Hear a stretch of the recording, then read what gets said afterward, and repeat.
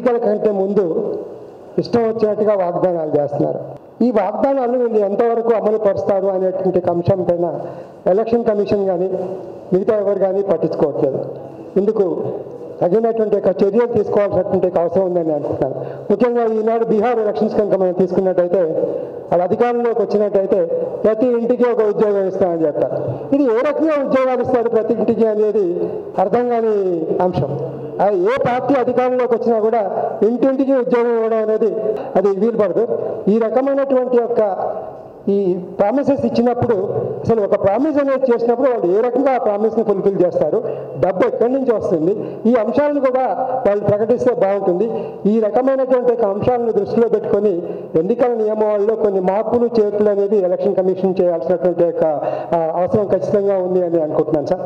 రెండో విషయం ఏంటంటే, మనం ఈ డబ్బు ప్రాబ్లం గురించి మనం మాట్లాడుతున్నప్పుడు మనందరం చూస్తున్నాం, చాలా దురదృష్టకరమైనటువంటి బాధాకరమైనటువంటి రెండు అంశాలు మనకు స్పష్టంగా కనిపిస్తున్నాయి సార్. జనరల్గా మనం ఏమంటామంటే బీపీఎల్ ఫ్యామిలీసే డబ్బులు తీసుకొని ఓటేస్తాం. ఇది సరైనటువంటి అభిప్రాయం కాదు.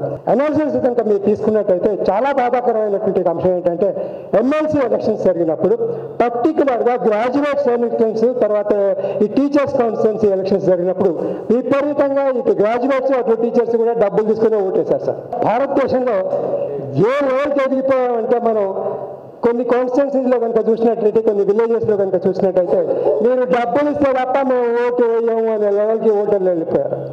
ఈ పరిస్థితిలో ముఖ్యంగా గుడ్ గవర్నెన్స్ అనేది అవేర్నెస్ తీసుకురావడంలో చాలా ముఖ్యమైనటువంటి పాత్ర పోషిస్తుంది. కాబట్టి ఇక్కడ ఏంటంటే, ఒకసారి మీరు డబ్బు తీసుకొని ఓటేసిన తర్వాత డెఫినెట్గా వాళ్ళు మళ్ళీ ఏ రకంగా డబ్బులు ప్రజల నుంచి పొందాలి అని చూస్తారు. ఈనాడు మనం చూస్తున్నాం, కౌన్సిలర్ దగ్గర నుంచి మొదలుపెట్టినట్టయితే ఒక బిల్డింగ్ కట్టుకోవాలంటే కౌన్సిలర్ డబ్బు ఇవ్వాలి.